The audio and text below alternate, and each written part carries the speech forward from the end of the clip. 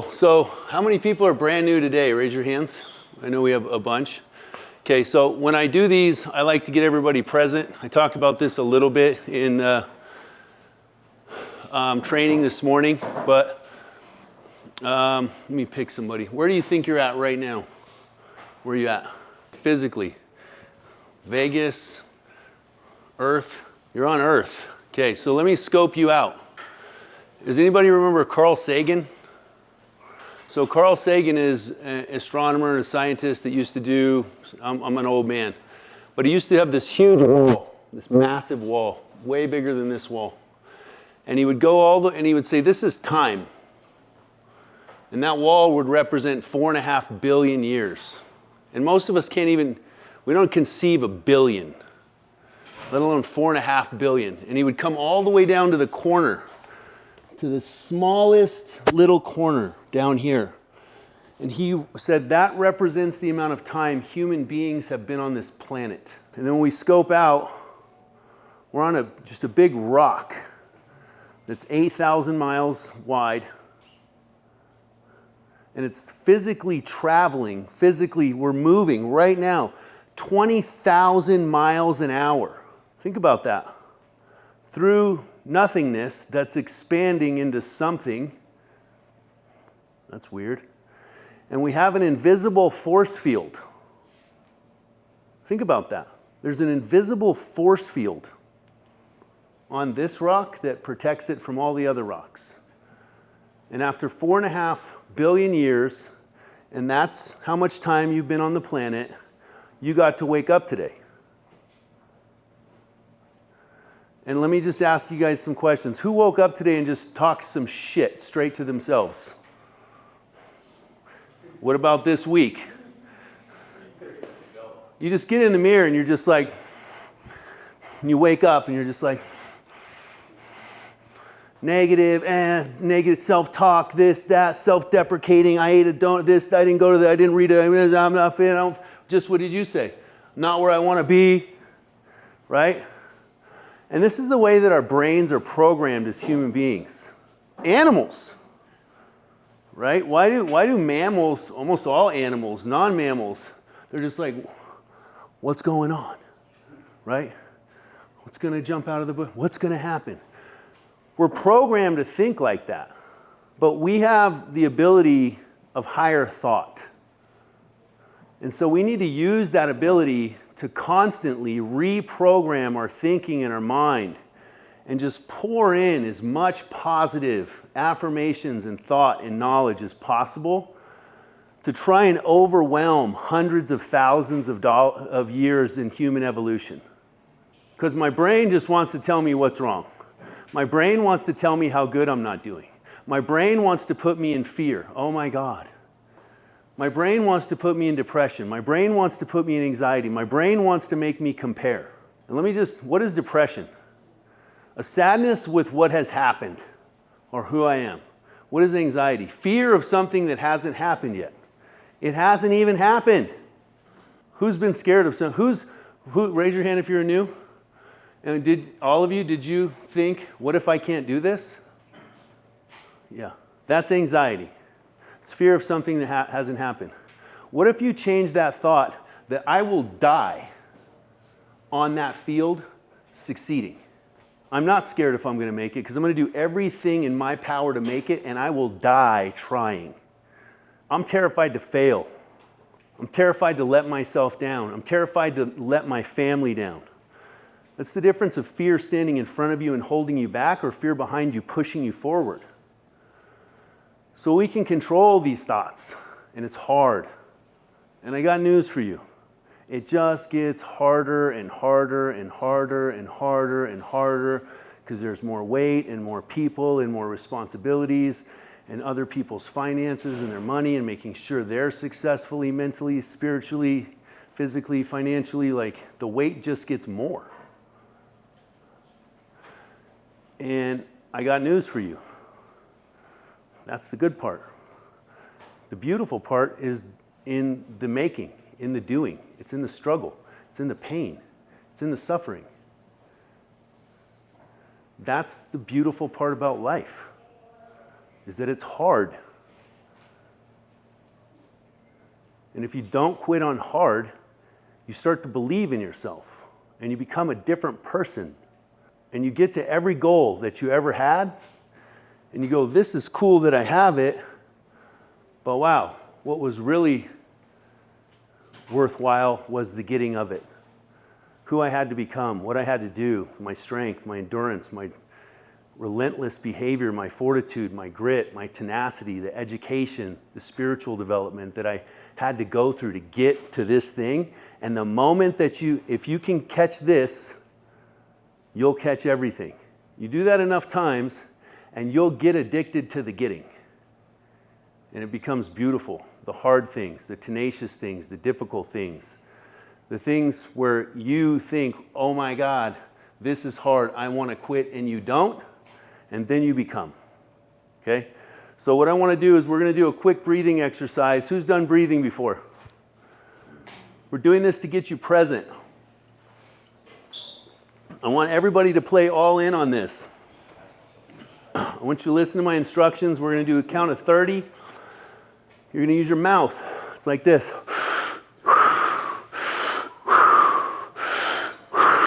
Get it all in there.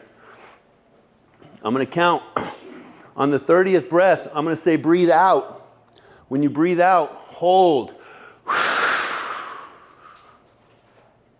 Hold your breath, exhale. Your brain is going to say breathe. Then it's going to go breathe. And you go no. Hold. We'll hold for about 45 seconds to equalize the playing field from everybody. After that, I'm going to say take a couple breaths in, breathe out. Breathe in, breathe out. Breathe in deep. Hold. And suck in another one. Get it all in there.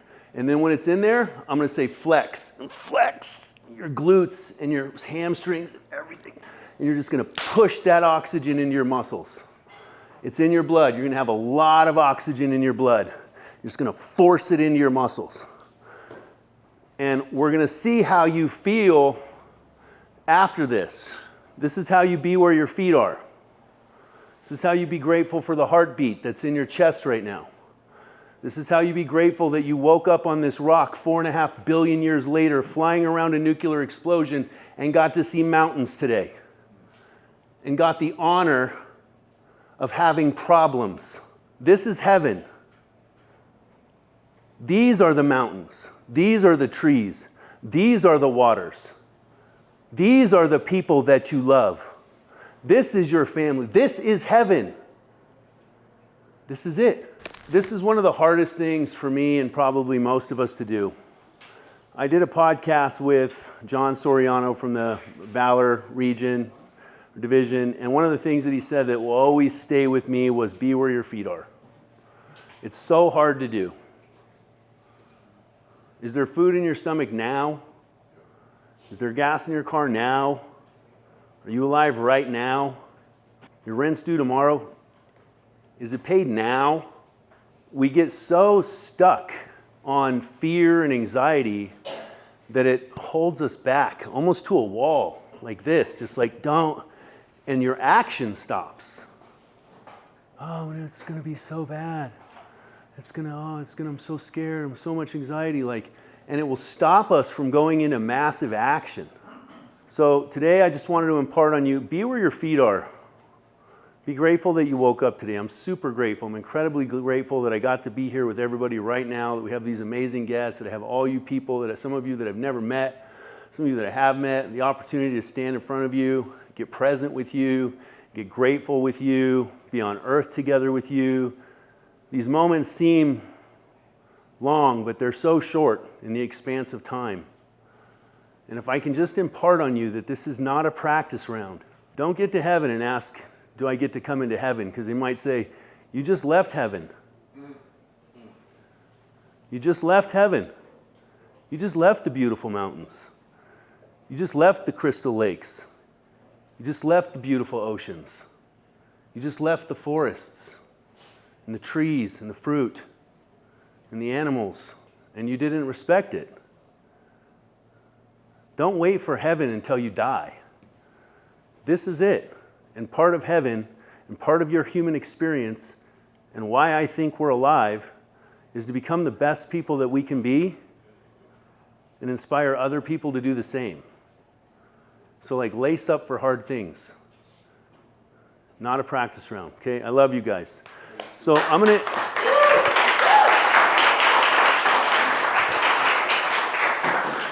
introduce slightly Michael McHenry. This is an amazing human. He's just magnetic and energetic and just has this kind of personality that can't be duplicated. And I think that's what is one of the things that attracts people to him. So Michael, come on up, brother. Thanks, Lee. Good job. Bro, Lee's been trying to bring me out here for like a couple months now because he was sick of this vegan spot out front and thought that I might be able to, like, you know, stack some pancakes and maybe some champagne out there. It was kind of cool to see that. By the way, it's like some old versions, some old news in that clip. So that was kind of cool to see that come out of Dropbox real quick and some fun, exciting moments. You know, I tell people, like, my business is not overly complicated, but we seem to complicate it. Like, I sell pancakes and pizza. Right? Like, I'm not out here like selling technology and solar and shit. I'm just like, what's your name? What is it? Avriel. Avrion? Yes, sir. Avrion. I'm just like, bro, I'm just trying to connect you through great food and experiences, right? But what's wild is I noticed at the Legacy One event, there was, or not Legacy, it was, whatever that was, like a year or two ago, we were speaking at the Legacy, or Legends event was popped up in that video. So that's kind of cool and completely unrelated. So here I'm like, whatever that is, a year later, a year and a half later in Vegas, speaking to you guys. Well, Lee, thank you for the intro and thank you for the opportunity just to maybe pour into you guys and gals here, you know, for a few minutes. What's wild, I was thinking about this, you know, I've never actually knocked a single door trying to sell solar or alarms. I don't actually know exactly what you're facing on the doorstep in the neighborhood, but what I can tell you is I've knocked thousands of doors selling pizzas and bread twists and burritos and tacos and pancakes and champagne. And I have put myself in some of the biggest, most intimidating rooms that I ever thought were possible by just believing that I was worthy, believing that I was significant, but most importantly, that they were deserving of what I had to offer, right? And so I can say that, yeah, I've never sold solar directly, but I can tell you that I have most definitely knocked on the doors and created the opportunity. And I'll tell you this, right? The restaurant business, how many of you have worked in the restaurant business before? All right, so you get it, right? And I'm sure some of you have been servers and hosts and cooks and maybe even worked in management. Maybe some of you even owned at some point. But here's what's wild about the restaurant business. You know, greater than 35% of every restaurant that opens closes in its first year. And do you know that after 5 years, less than 20% of restaurants are open? That's a fucking high failure rate, right? That's kind of wild, right? So when you hear Lee up here and you hear from Seth, you hear from Cam, you hear from these guys that are just absolutely missing, that are just giants in a space such as this, and realizing that there's so many odds against you, right? Like me, that's like, listen, I've opened 11 restaurant brands, 125 plus locations. We won a crazy amount of awards. You see, it kind of feels like we do shit with celebrities and others. And the truth is, like, that's fun. But our business day to day is rooms just like this. Our business day to day is just connecting our beautiful people and beautiful communities through food, right? But what I love is the fact that I actually like that bracket. I actually like the fact that the odds are stacked against me. I actually like the fact that if 10 restaurants open, well, 4 of them are going out of business just based off statistics alone, right? 6 still have to champion, and 5 years later, the bracket's just gonna clean itself no matter what. So the truth is, I'm just looking for the 2 best, and I know I'm the other one. And 2 or 3 of us are gonna survive, and the 2 or 3 of us that do are gonna help each other out. And that's what I feel about this room, right? That's what I see, right? Lee was inviting me out here 2 or 3 months in advance to just come to like, bro, I know you can create value. The best restaurants in Vegas, some of them are within walking distance of this spot, according to him. I heard there's a barbecue spot close by that's awesome. Is that true? Somebody knows, like there's a barbecue spot next door, and I'm in the barbecue business too, right? In fact, we opened a Pica Rica Americana barbecue in St. George, if you're familiar with that. We opened that about a year and a half ago, and it just made the Texas Monthly top 10, right? We're number 7. Utah's never sniffed that list before, and no one else on the West Coast is in the top 10, right? And so it's kind of a wild thing to be able to earn, but the correlation between your business and our business is similar in the fact that the barrier of entry actually gives 0 shits what school you went to. Doesn't care what family you came from. Doesn't care about what neighborhood you grew up in or what college degree you have. All it cares about is how you show up. All it cares about is your ability to take on the framework, to be teachable, to be action-oriented, to be driven, to remove the temporary ceilings, the romantics that we hold so close to the chest of all the reasons why we feel like we may not belong or we're not going to be successful at it. The whole reason why I even flew down here to spend literally 10 hours is because I actually know the beautiful gifts that this business provides, and it correlates directly to mine. I always tell people, like, the restaurant business is one that really is the industry of opportunity because it's easy to enter, right? It's a super low barrier of entry, right? How many of you are like, I was a busboy, I was a dishwasher, I was a cook, I was a server, I was a general manager, I was a host, I was a bartender, I was a bar back.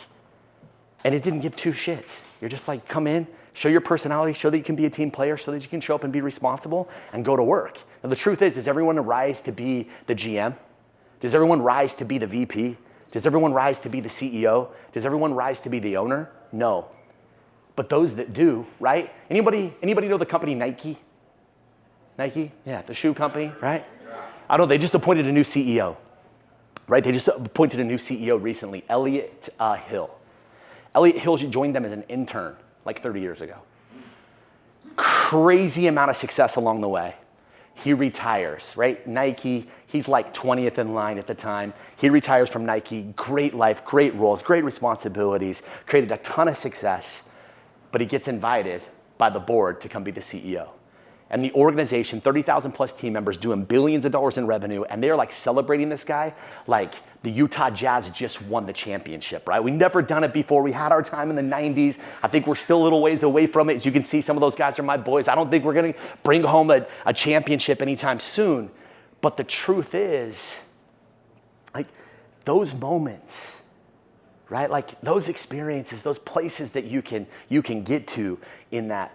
This place is like thinking that Elliot just won the championship game, and the truth is, bro, he sat right in front of Lee at one point as an intern, the first one that's ever done it, ultimately got to other levels, and now he's the CEO of the second most recognized and respected brand in the world. You know, the swoosh is the next most recognized icon to the Disney or to the Mickey Mouse ears. Is that fucking wild? No, I think McDonald's is up there, right? But I'm pretty sure that Nike is like number 2, right? Whatever it is, we'll call it in the top 5, right? For the sake of it. But the point there is that organization didn't give a shit. All they cared about is that Elliot showed up and went to work. Right? So in our business, when I tell you like, hey, we've opened 125 plus restaurants, we've done about 750 million in restaurant revenue. So you kind of think about that for a moment. You're like, oh shit, well, 750 million may seem like a lot, may not. Like everyone talks about these $1 billion companies, or they're out here sounding like, what's a good solar package? 20 grand? 15 grand? Seth, what's a good package out there? 30 grand.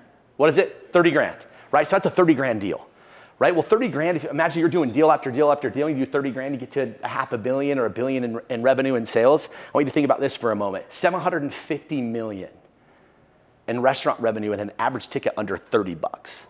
So when we talk about like knock on thousands of doors to get to millions of transactions, right? And nothing more subjective, right? You stand at the door, bro, and the reality is, how many doors you gotta knock to get a yes from time to time? Lee's coming out the door right now, but how many? 100. 100 doors. You're just like, get the fuck off my porch, right? Like, what are you doing here? Who are you? Just to get a great smile and great style. What the fuck are you doing at my door? Is this solar? Yeah, is this solar? Like what are you really selling? Now I want you to just think about this for a moment. Imagine if you were in the business of selling tacos and burritos and beignets and pancakes and champagnes and parties and hosting events, athletes, entertainers, musicians, whatever it might be. And imagine that you're just knocking on the door, and how many places can you walk to from right now and buy a burger or a taco or a pizza? Now imagine right now, how many places can you walk to from here right now that's selling solar? And how many places you walk into right now that's selling solar with that crest on your left chest? that's highly respected, that's highly reviewed. Like, these guys aren't paying me to be here. But I flew out here today. It's like, bro, I get to hang with a couple of my friends and mentors, got to ask them a bunch of questions. I'm interviewing their asses the whole time we're hanging out. I'm getting smarter by the fucking second, and I'm probably going to sell them some catering while I do it. And the truth is I just continue to be a student of the game. And my point is when you get to walk around with this crest on your chest in a market where they're not selling fucking tacos and burritos and pancakes, and we're out here crushing it day after day in one of the most competitive verticals of all, you get to do it and stand in this vertical kind of all your own. Not to say there isn't competition out there. Not to say that isn't going to be tough and competitive. It's not to say that you're not going to knock on 100 doors before you get a friendly conversation. Like, I let people understand this. Like, before we started doing essence videos and cool shit on the entry, or the fact that we could do a lot of the things that we do now, there were periods at that time where we just knocked day after day after day after day. Until eventually we built some momentum. Until eventually we got enough yeses. Until eventually, like, our resilience stood in with our practice, and pretty soon our smart experience provided us with the path forward to be able to share it with other people. We're like, well, and what the hell does that have to do with what we're doing or how we're doing it? And the correlation that I like to draw in my mind between your business and the business in which I believe that my team and I are experts in, that we have changed a lot of lives. Not only have we generated about $750 million in revenue, we've created some amazing brands, we've put to work about 4,000 team members, we've served a crazy amount of families and provided a ton of job share. We've also donated close to 3 million sandwiches to the communities that we serve and that we love. But what is that? Thank you. What is that correlation, right? What is the correlation between the two? And it's like what I opened with, which is what I love about this business, especially within Legacy and within Legacy One, is that they provide you with an architecture of proven practices. And if you just adopt it and honor it and execute, not only is it going to change your life. How many of you are parents? Damn, all right. I didn't know we were standing with a room full of parents. I appreciate that, by the way. I appreciate that. Ultimate girl dad in front of you. I got twin girls. I got twin girls that are turning 3 in November and a 13-year-old turning 14 in October. And I can tell you that there is no greater way to provide and to create a sustained legacy through Legacy than to adopt the architecture that is proven right in front of you. And all it's asking for you to do is just show up and be resilient and to talk yourself into it. How many of you, when Lee said, hey, how many of you talk shit to yourself every day or sometimes talk shit to the mirror? How many of you, like, put your hand up? What did that mean for you? What's your name, by the way? Sean. What is it, Krishan? Kashawn. Kashawn, Michael. What does that mean when you talk shit in the mirror to yourself in the morning? It's like a way of motivating myself, like basically saying, overcoming what I'm saying to myself in the mirror. So like, if somebody were to say, oh, you like a teacher, oh, you ain't gonna make it in life. It's like me basically doing that same thing to myself in the mirror, and it's like an extra motivational thing. You know what's wild is I have those of you that, and if you want to follow me on social, you can. Michael, it's just Michael McHenry on Instagram. But you'll see that, like, I share a bunch of my maxims. I talk a lot of shit to myself, but I talk a lot of positive shit to myself. Right? I speak shit into existence. I execute things into existence. And one of the biggest things I do before I ever leave my mirror every single day is I don't leave it till I am ready to fuck that dude that I see in the mirror. And I mean this in the most appropriate way. Like, I mean, when I look in the mirror, I'm like, bro, I got you. Like, I got you. I got me. And how can you ever expect anyone else, Lee, Cam, Seth, whomever your leaders and managers are, Misty's and others, to take you with them if you're unwilling to take you? How can you ever expect to create any type of success, let alone sustained success, legacy success, take care of those families, take care of those girls, provide for those twins? If you can't even look yourself in the mirror and accept and start to believe and start to honor and love that person that you see, because you're only going to ride on everybody else's coattails so far and so far. Like, we're about to open one of the biggest advancements in any of our brand's history in my career next month. We're opening a 146-seat restaurant at Salt Lake International Airport. We've been working on this for 5 years. This thing's anticipated to do about 10 million in revenue, right? I could literally say my career is so advancing over these years that like, what the hell am I doing here? Right? Like I'm not in here selling what we do. The truth is that my business is nothing more than connectivity. My business is nothing more than providing the next opportunity for people to celebrate, to mourn, to connect, to get over, to resolve, to celebrate, and all the things that are there. But it's really just a humanizing effect that I believe that we have a stewardship and a responsibility that once we're clear, once we actually believe in that person we see in the mirror, once we actually go like, man, I'm not leaving here till I actually look back at myself and go like, bro, you are significant. Bro, you are loved. Bro, you are aware. Like you are capable. You are deserving. And I want to remind you just for a second, and I actually didn't even share this, but I'm not coming from this place of like, dude, my life was like so easy, right? Like I tell you, I have twins. I had twins with someone outside of my marriage. I've been married for 10 years. I had twins with someone else. But like, you want to talk about like, sometimes you choose some things, right? Like I've been broke, I've been sued, I've been divorced, I've been fired, like I've cheated, I've been cheated on, right? These are choices, right? That's what I love about legacy. And most specifically, that's what I love about legacy one. Like it's just a choice for you to come out and choose you and choose it and go win, right? Think about that. Just like let it sit in there for just a second. Right, as we close this off, because I think oftentimes we don't give ourselves a chance to feel significant. Like how many of you are sitting out here because you're in a rebuild? You're like, shit, man, this has got to work for me. I've lost it. I've lost my retirement. I've blew my money. I've changed it. I'm overcoming shit. Like I've been in a lot of these scenarios. Like I've been broke plenty of times. I've been through the rebuild. I've struggled with substance abuse. I've struggled with these things, right? By the way, I'm about a year no alcohol. I'll be a year on the 30th. Yeah, thank you. It's kind of wild too, because I own my own vodka, I own my own rum, I own my own sparkling wine, I own my own beer. That's cool. I got $300,000 worth of wine between our restaurants and bars and our cellars, and I don't drink, and there's a big flex in it.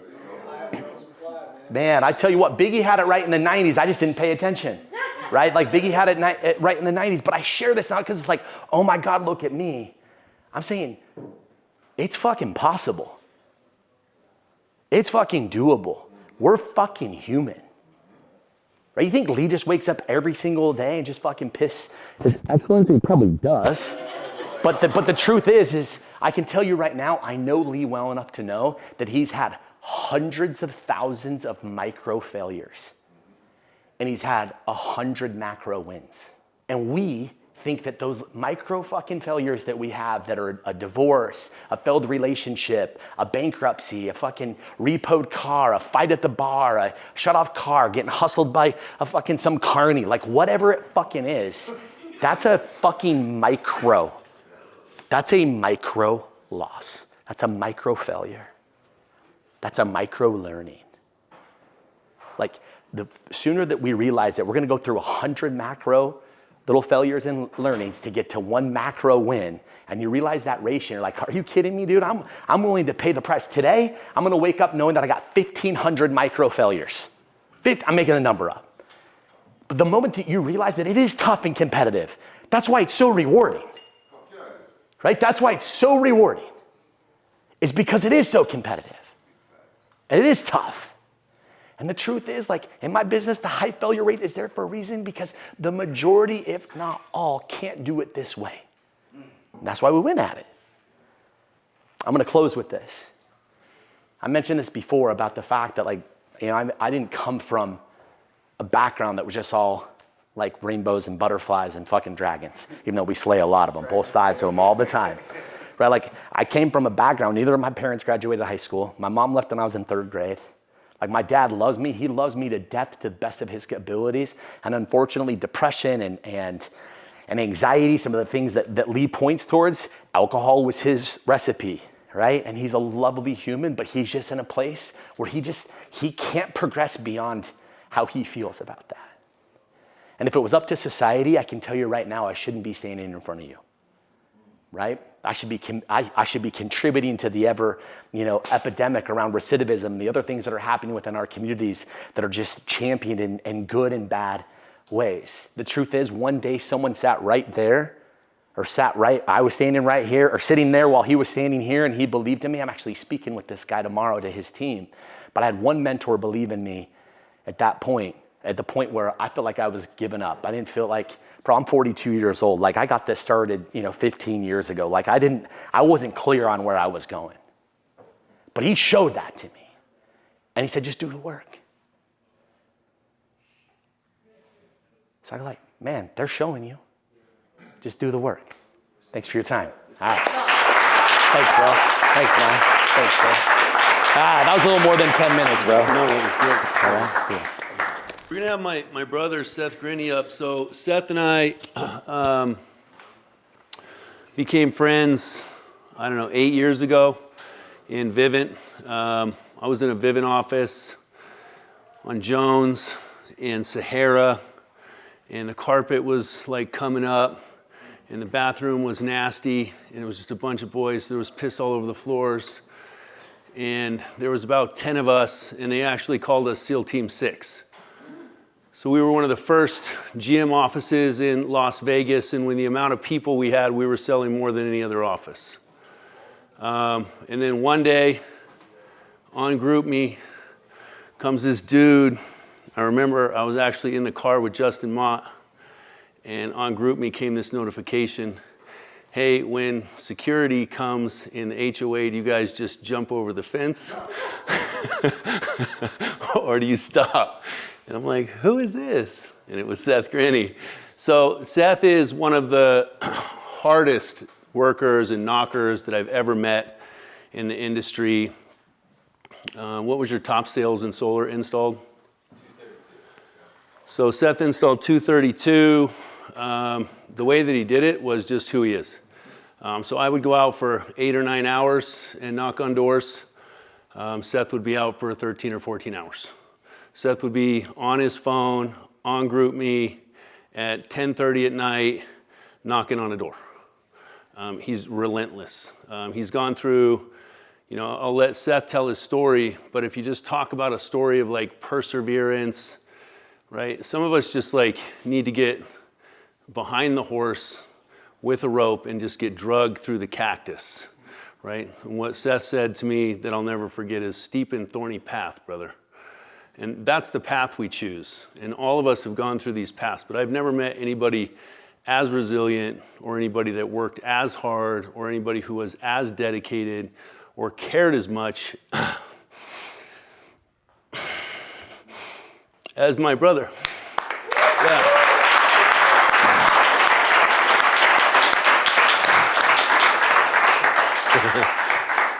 Love you. Love you. Love you so much. We're gonna take 1 minute and just chill. Lee and I have a really meaningful relationship to me. We've been through a lot together. So if we could just,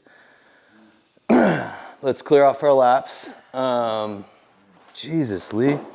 And we're just gonna meditate for 60 seconds, okay? You don't need to close your eyes. You can or you can't if you're uncomfortable. I'm cool with that, I don't care. We're gonna take 1 minute and we're just gonna breathe, okay? Try to remain quiet, please. Okay, thank you. That's not what I'm here to talk about today. I do that selfishly. When I first started speaking in front of groups and talking to people, Michael shared a phrase that I love, that he doesn't belong. He's in rooms where he doesn't belong. I feel the same way all the time, even being here. And so it's really good for me to check myself back in. And the reason I like to expose the group to it rather than go do it by myself in a corner is because I had to do this on doors. I did spend 12 and 13 and 14 hours a day on doors for many, many years. And I had to learn to bring myself back to 100% because this job demands 100% of us. The opportunity you hear about, what we can get out of it, and people with a background like mine or Harvard educated, there's no difference. We can get the exact same thing out of it, but it demands 100% of you every single door. And if you're knocking the door at 95%, you're wasting your time. So I try to start as many correlations as I can with something quick and simple. That was 2 minutes we spent. 2 minutes, and for me, I feel entirely different right now than I did before. I went through my brother Michael's story and hearing as he goes through all that stuff and the ups and the downs and the emotions and the excitement, and I get anxiety. I don't have the polished feel that Michael does when I speak. I'm aware of that. I'm okay with it, but I'm also aware of it. And then there's Lee, and I'm thinking about the last 10 years of what we've done together, you know, and the emotions of that. I have to get back to a place. It's the same thing as a door. So my 2 cents there. So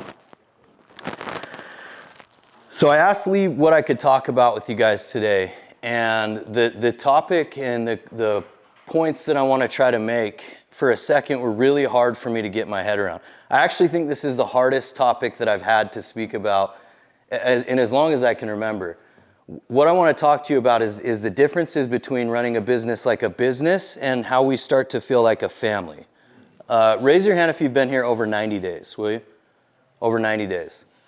Okay, so these people you start to experience, because this is such a demanding job, because we have to work together in every capacity, we start to experience these relationships that are for me, unlike anything else. Like the closeness that I have with Lee, I would die for Lee right now. I promise you, I wouldn't flinch. You get so close with the people. Hopefully you don't have to get to that point, by the way. But you start to get so close with people and it becomes really difficult.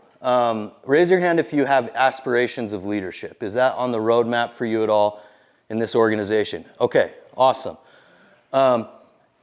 In order to get to that point, you're going to have to learn to walk this line. To walk this line of working with oftentimes what are your best friends on the face of the entire planet. Most of the time, if you already have best friends and you come work here, they're going to work here too. Because when you make this into what it can be, it attracts everyone around you, right? How do we manage those people and then maintain the relationships? These are two entirely separate things. Are you following me? It's a hell of a conundrum. It's really hard. So some of the first thoughts I had as I started going through preparing this the last couple days were like, am I even qualified to do this? I suck at this. My history, I grew up running around with gangs because I was looking for closeness. I was looking for family. I was looking for love. Like that's what I spent doing heinous things my entire life just because I wanted like a brotherhood. And so going through this industry and looking at my track record, I've actually made a ton of horrible decisions based on running a business like a family and what I wanted to be my family. I don't have a normal family system. And as I thought about it, I realized that actually kind of makes me the perfect person to talk to you about this because I've made every poor choice that you possibly can, and I've made a few of them correctly too. So that's what I want to run through. The first thing, and I'm going to get really personal with you guys. I just do this, and it may make you uncomfortable. It's definitely going to make me uncomfortable, and I'm okay with that. But you know, 4 of my best friends on the face of the entire planet are in this room. You know, and this is coming from a dude who spent his whole life searching for best friends. They mean more to me than the money. They mean more to me than the accolades. I have proven that so many fucking times. Any of them can tell you that. There is no question about it where my priorities lie, but I still have a business to run. I still have a title and responsibilities that I have to manage. And so I'm going to talk about some of those relationships and some of the things we've been through together and what's been difficult. Okay, so can someone write for me? You will not be able to read it. Anyone who can write well, please. What's your name? Kashawn, bro. Kashawn Seth. Thank you so much. Will you make 2 columns on the left, write business, and on the right, write family. Let's start on the left column, on the business. Who has been either here or at any job in the past where you feel like the organization was run like a business? It was run well, like how a business should be run. Okay, I'm going to start calling on people and pointing at you. Just call out one word qualities of that business that you liked, that worked well. Curtis. Win Hotel, professional, great customer service, standard. Okay. Professional. Structure. Structure.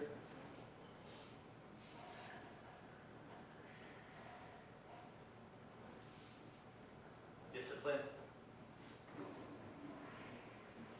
Discipline. Say that again. Trust. Trust. Good. Okay. I'm shopping all the spell, folks. What else? Call it out. Transparency. Transparency. Good. Responsible. Responsibility. Value. Accountability. Accountability. Let's get one more. Consistency. Say it again. Consistency. Great. Love that. Thank you. Strong leadership. Consistency. Okay, let's put leadership and then we're going to go to the family column. Anybody read that? Oh, yeah. Good, man. That's good. Every single one. Okay. Wow. Hold up. Value. It's great. Okay. Anyone that has a close family system. So it doesn't mean Leah's my brother, like in the most respectful and loving way possible, more so than the brothers that are biologically related to me. So is Michael, so is Cameron. Like that's a family to me. So I want you to think about the closest, most intimate relationships you've ever had in your life. And I want one word qualities describing that. Whether it was in a business setting or anything else, doesn't matter to me. But let's run through that list real quick. Call them out. Vulnerability. Trust. We're going to talk about this next one I heard for a second. Hang on one sec. Slow down. He can only write B-I-L. You got it. I know it's spelled out. You got it. Good. Good. Next one was dysfunctional. Put a star next to that. Who called that out? Who said dysfunctional? It's good. Thank you. I love the honesty. Okay, what else? Respect. Tough love. Loyal. Did I miss one that I just said? Tough love, accountability. Cam's got a full-on dictionary back there in the office he's reading out of. Tough love. Yeah. Forgiveness. Oh, that's very fun. Who said that? Raise your hand. I fucking love you. Forgiveness. Okay, let's get one or two more. Selfless. Let's get one more. Loyal. Did we get loyal up there? No, we didn't. All right, beautiful. Let's give it up for our scribe. Thank you. Thank you. You did awesome. Thanks for your help. Of course, bro. Okay. I'm going to tell you guys a couple of stories, okay? And while I do this, I want you to think about the line. And the line is right here. The line goes right down the middle. I believe, and have not at all perfected, nor will I ever claim to have perfected, that there is a balance between these two things. I believe both of these two things are imperative in running a business correctly. However, there is a major difference here, and that's kind of where I'm going to end, just to give you something to think about. But as I tell these stories, I want you to think about which side we're falling on of this line, right down the middle. You guys following this, where I'm at so far? Family versus a business, right? Friendship, whatever word you prefer over family. There's business, where people will say, sorry, dude, business is business, right? Yeah. And then there's the other side. So, say it again? In business, should have put finesse. Finesse? Finesse. Like in business. Skill, yeah, okay, I get it. Okay, sometimes finesse means like hustle people out of their shit though. And so I'm like, hold on. That's business. Nobody in my family does that to me. That's not what my family's like. Okay, so here's the first story. Let's not post any of this anywhere publicly. I had a really hard decision to make. When I looked 5-10 years down the road, I didn't know that what would happen would be legacy at this point in time. I didn't know the organization would do 47 megawatts in 2022. I didn't know I was going to make millions of dollars. I didn't know any of these things were going to happen. What I did know is I've been working really fucking hard for a really long time, every single day, harder than everyone around me. I don't give a shit who else was there. I promise you, I worked harder than they did. And I knew I was going to take whatever was possible here and do something different, because I looked around solar and I was like, there's no one working like me. They're just barely starting, and Leah's the biggest animal in the solar industry right now at this point in time. And there's no competition, so I knew it was going to be nuts. I knew I had a lot of relationships with people in alarms over the years, and I knew something remarkable would happen, and I knew I needed a platform that had scale to it. Where I had a different experience than Lee and Misty at this time is I had run an alarm dealer, and I had been a business owner and done everything myself before. It had zero appeal to me, zero appeal. I did not want to be a CEO. I am a great soldier, I'm a great lieutenant, but I don't want to make all the business decisions. I don't know how to run books. Spreadsheets scare the shit out of me. They legitimately scare me when I just look at them. And so I knew I needed to find a company with a lot of structure. It wasn't a good fit for me. It wasn't a good fit to go partner up. Our relationship at that point had already been tried and tested through a hard experience, actually a couple of hard experiences at Vivint. And I had to go another direction. I didn't handle it well. I handled it out of fear and anxiety. I could have done a better job. And it caused Lee and I to butt heads, okay? This is another, and I want you to be thinking about this line. This is another point here. Now, in the way that I'm viewing this, I've potentially just veered off in one direction and cost myself an opportunity at Vivint. Now I'm potentially veering the other direction, and there's someone that I know I can trust with my life. It's been proven by now. And I'm saying, no, dude, I got to go find a legacy. I got to go find a company that has all these things so that I can just do the only things that I'm good at, which is a short list. It was tough, okay? Next story I want to tell you is about the end of last year. So I've alluded to, and those of you that have had me speak to you before, you know I've got a rough past. I had a hard life growing up. I made a lot of bad choices, and I'm in recovery. I'm a recovering drug addict, so I don't partake of any mind-altering substances. I hadn't up until for about 10 years, for a point there. Thank you. Probably not the best time to applause, but thank you. So I decided after a period of time and circumstances and things, you fast forward this story. Lee and Misty run a very successful solar dealer, do a ton of volume. We stay close because our relationship means more than anything else, and we were able to prioritize that while even competing in the same market. I was here. And through that, we reconnect. They come to Legacy. They start building here what you guys see, which is phenomenal and amazing. And I decided last year to drink and do drugs again after a long period of time. And that wasn't the first time this has happened in our history together. And so now we're back in this position. We fast forward several months of like what happens. How many of you have been exposed to addiction before? Have an addict close in your life where you're an addict or anything like that? It gets messy. There's a period of time, there's ups and downs, but it gets messy pretty quick. And we reached a point where I needed to go to rehab, where it was bad. I needed to go to rehab. These are family members to me. These are people that no matter what they did, they're going to be in my life forever, and I'm going to be in their life forever, right? And now I'm placing them in a position where we have this business that they brought here.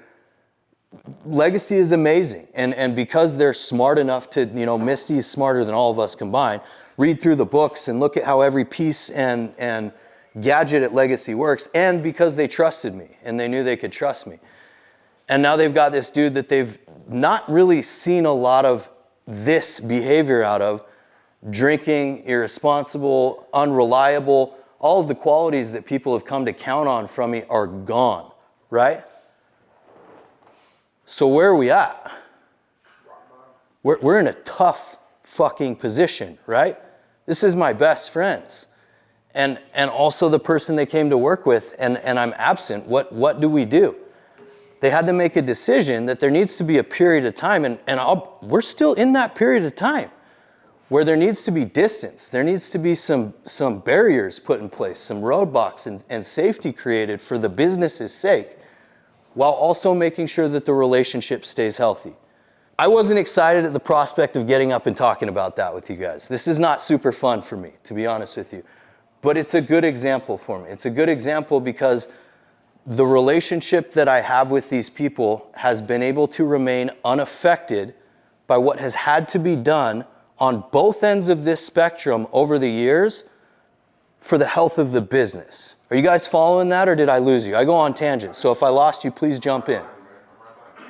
Okay. This is what I want to teach you today, and this is what I want to leave with you to think about. They're two separate things. There is a line here. There's a line in how you make these decisions, and it can look blurry depending on how you choose to look at it. But it is also entirely within the realm of the possibility to separate the two, put it on a T-chart, just like this, and write out, what do I do if I have 3 reps and I'm running a car group and I've got my 3 people I'm taking out to doors every single day? That is my business right now. And when it comes to my business, that needs to remain the priority. And if I need to separate someone from my business for the health of my business, that person can still be my best friend. And if they're no longer my best friend, they weren't my fucking best friend in the first place. They weren't. It's a separate thing. You have to be able to prioritize the business. That's what I want to leave you with. I want you to write out your own lists of these two things. Everyone who raised your hand and said you have aspirations to build into leadership, I want you to be able to isolate the health of your business, okay? These are two, we cannot compromise the business because we love someone. We can't, but we can love someone and prioritize the business. As long as the business remains healthy, we're doing what is best for the business. I've been in this position with multiple other people from every angle. Doug Robinson, the CEO, is also one of my best friends. Time and time again, we have to have conversations where we leave the relationship out of the conversation because that's not what we're talking about. We're talking about legacy, which is his baby that he spent his life building, and that needs to come first. And if I really want to be able to call myself the vice president of the company and someone that's bled and died for this thing for my whole career, I have to be able to do the same thing. And sometimes that means I need to take the back seat. I hope that never happens to any of you. It's an extremely dramatic example and a hard one for me to talk about. But I just want you to take it home. And I want you to think about the people that you're going to change their life by bringing them into this opportunity. And I want you to think about the line. And I want you to think about how you keep the line clear. This is something that over the 14 years or so I've been doing this job, I have done wrong more than I've done right. While telling myself that the relationship was the priority, I've jeopardized the business multiple times, and I've cost myself and other people a lot of opportunities. So if by opening up and sharing that personal example with you guys, I can prevent you a little bit of pain along the way, that's my goal. That's all I got. Thank you. So just to kind of close out, gang, I want to just partake on you a few things that I've learned and developed into as a leader. I think one of the biggest mistakes that's made in this career is the natural mistake of family and business. Because we bleed together, because we sweat together, because we train together, because we learn together, because we have pain together, because we have suffering together, we are family, and we do love each other. And there's this saying that you've all heard, soft men create hard times create soft men. Well, what that means is that at some point, everything was soft, and so people had to get hard because things were hard. Think of the Great Recession. You think you got it bad now? Well, like in 29, the recession. Think about civil rights. Think about women trying to get to vote. What black folks have gone through. Think about what Indians, American Indians. Like we look at stuff now, we think hard times like, well, let's go back to the settlers. Families are getting slaughtered, right? Like, those were hard times. People used to die dead when they were 30. Like life expectancy was 30. Girls were getting pregnant when they were 11 because they were dead when they were 30. Those are hard times. And so to survive that, you had to become a hard person. Like you had to lace up, like it's time to go. You want to change something, you got to lace up. It's time to go. What happens is that we all do hard things. The ones that are standing in front of you, the leaders, we're hard. We're hard people that do hard things constantly, all the time. I just don't shut down. I just don't do it. Period. Hasn't happened. And my natural inclination as a human, it's counterintuitive. It's like we do with our children. I just want your life to be easier than mine was. I want your life to be comfortable. I want you to be taken care of. I want you to be in a better school. I want you to be in a better zip code. I don't want you to be around those kids that I was around. Soft. And we do that in this relationship, in early leadership and friendship and business partners. I had to go to core 5 days a week to become who I am. And then you'll come and you'll be like, oh, core 5 days a week. And I'm like, yeah, it's probably pretty hard, huh? Maybe you should just come twice. I know reading a book every day it's tough. Maybe you should just skip it. I know knocking 3,000 doors a month is hard.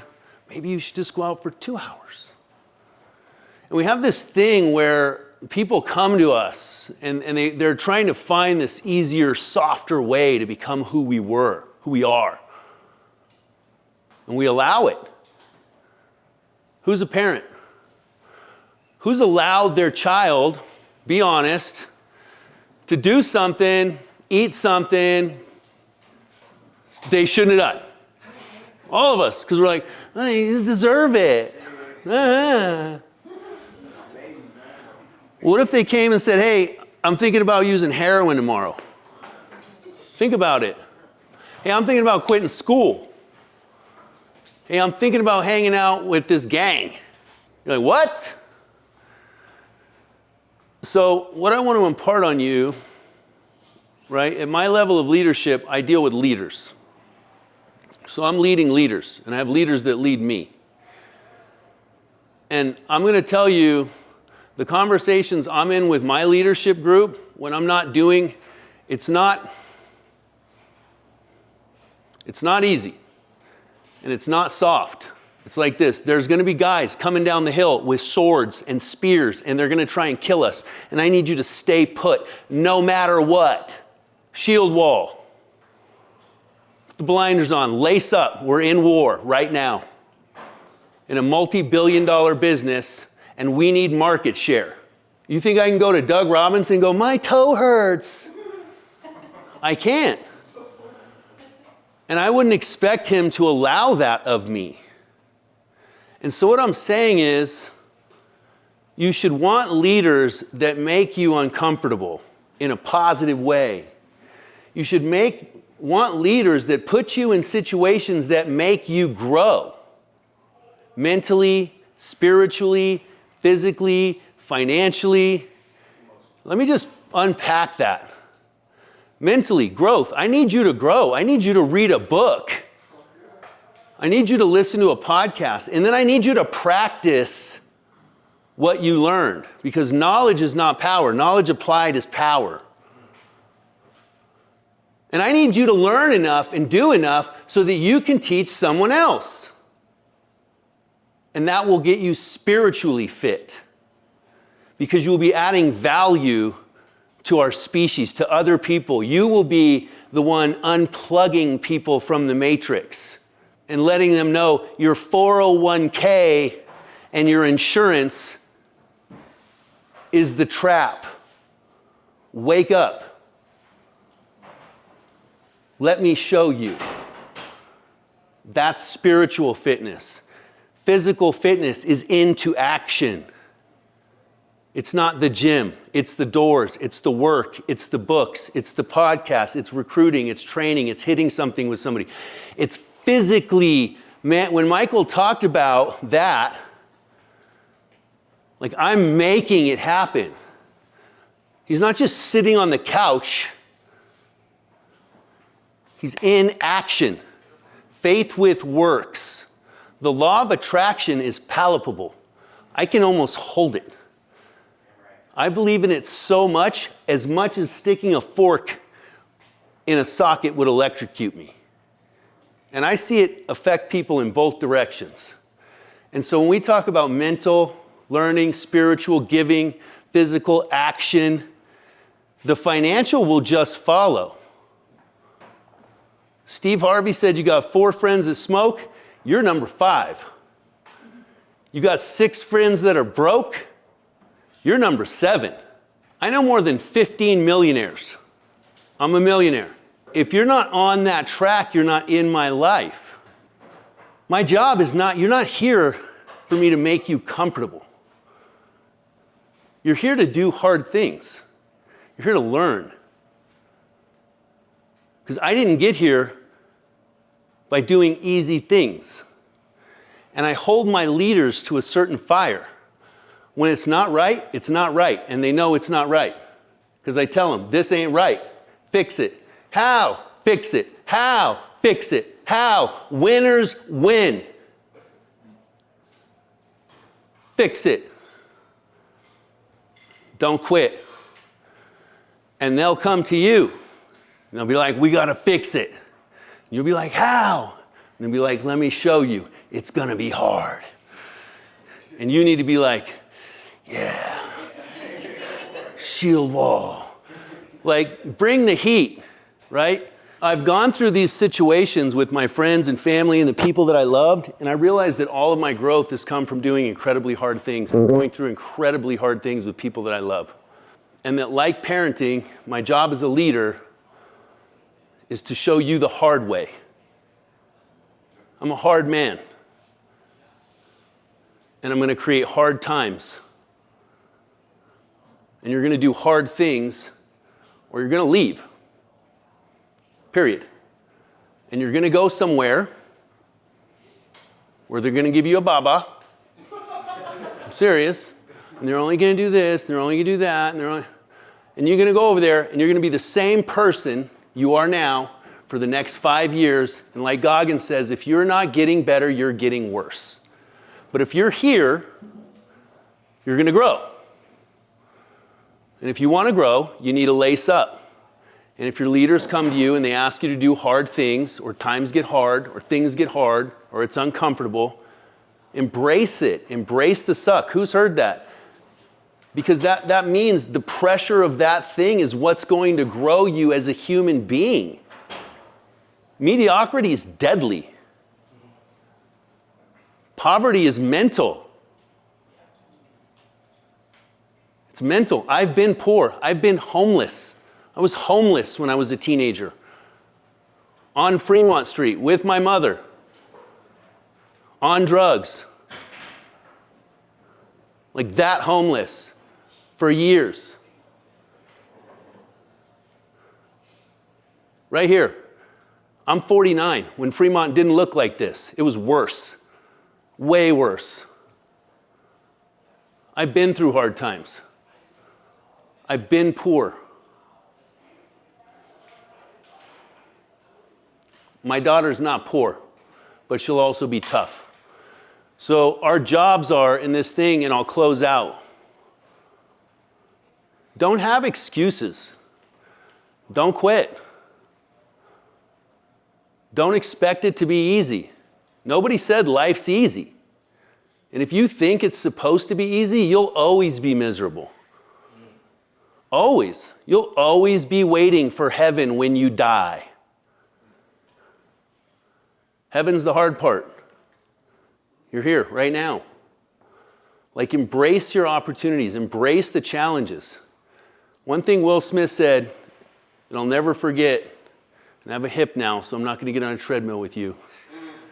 But he said, if me and you get on a treadmill, and this is a life lesson, just in life, you're going to get off or I'm going to die. I'm going to succeed here or I'll die. I'll die right here on this battlefield. That's been my attitude since I started. I'll die. I want it as bad as I'm breathing. And I have it. And I don't have what I want yet because there's more suck to come. And I need it because it makes me feel good, because I grow, because my leadership cap increases. So listen, one more time for Seth and Michael.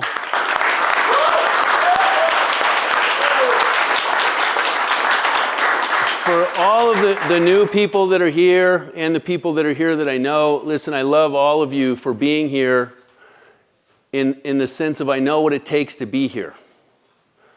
I know that there's naysayers and they'll tell you and that's stupid and the girls are going to get raped and you're not going to make any money and door-to-door sales is stupid and solar's stupid. Well, they go clock in and put money into their 401k. And they'll tell you your dreams are stupid. Because when you're trying to climb up, they're trying to pull you back down. So the fact that you're here, I love you. I love your choice. I love your strength. And whether you make it this time or not, keep trying. But make it this time. Don't quit on yourself. So I love, respect, and appreciate everybody in this room. Let's give it up.